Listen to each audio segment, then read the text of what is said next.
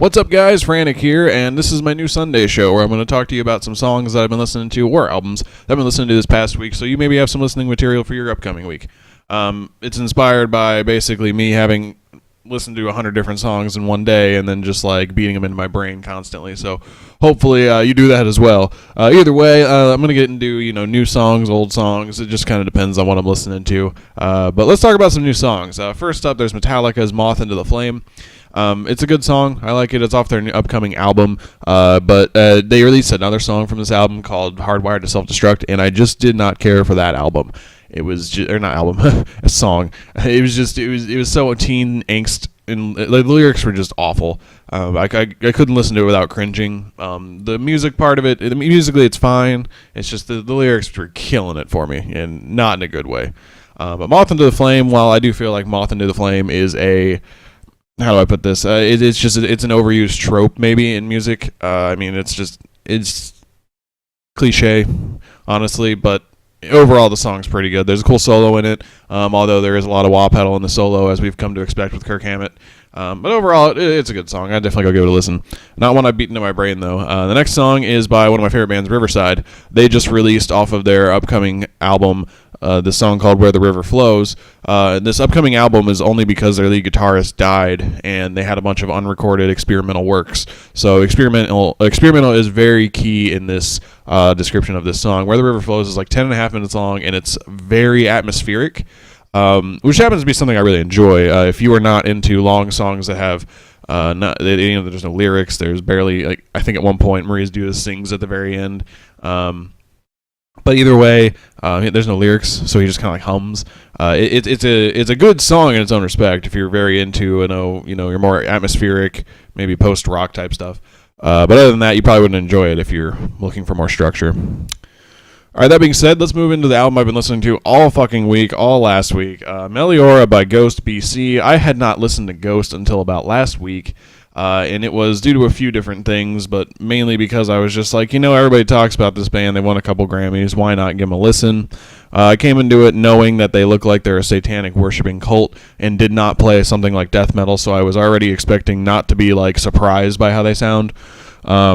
And I was hooked the moment I turned on this album.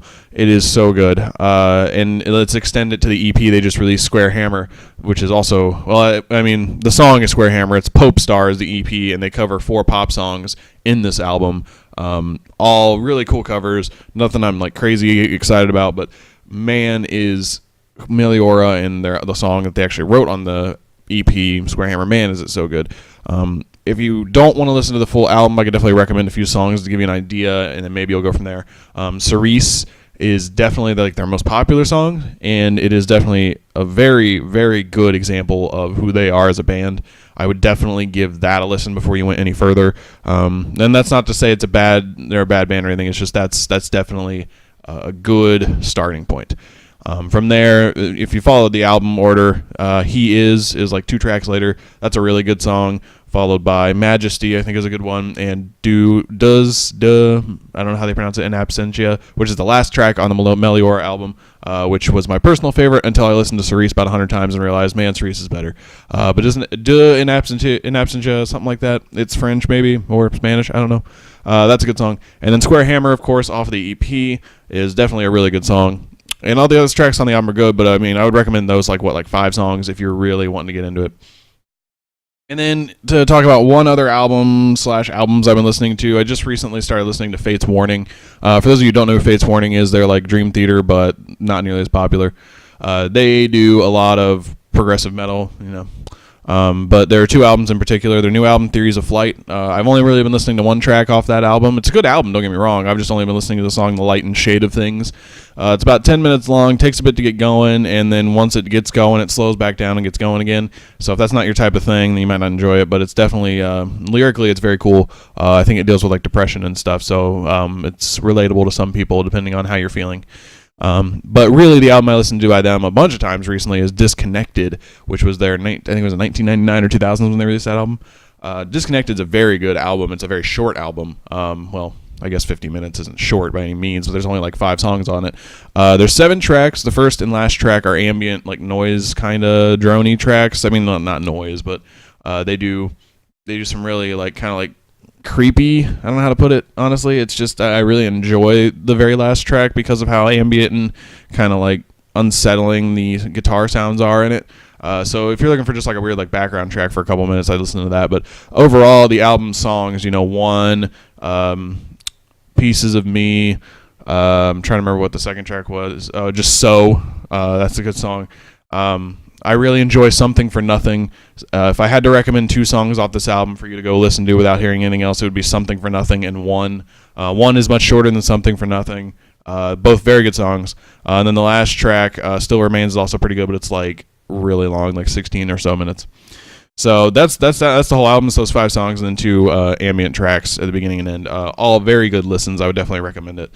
And then last but not least, I want to talk about a band that I've been listening to for the past couple months, but I hadn't made videos, a couple months ago. Richelieu, their album Living as Ghosts with Buildings for Teeth is unfucking believable. I cannot stop listening. Anytime one of those songs comes on and I'm just shuffling through my thousands of songs, I just stop and listen to it. It's such a good album from beginning to end. I will say that it is very apparent that the best part about that band is their singer. If they were to have lost him, which they did when they went, they did back in like 2011, 2012 around that one. They did lose him and do their own stuff, and it's not the same. Their lead singer Andrew is just unbelievable.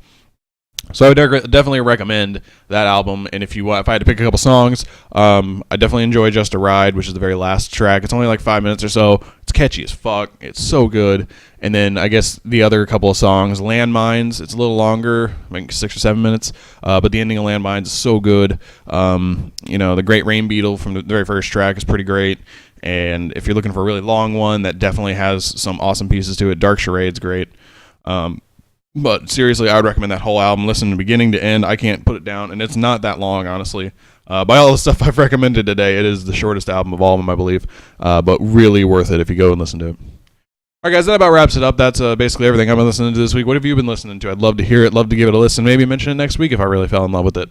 As always, you can find me on Twitter at FranticJ3. You can find Frantic Talks at Frantic_Talks. And you know what, guys? I'll see you next time.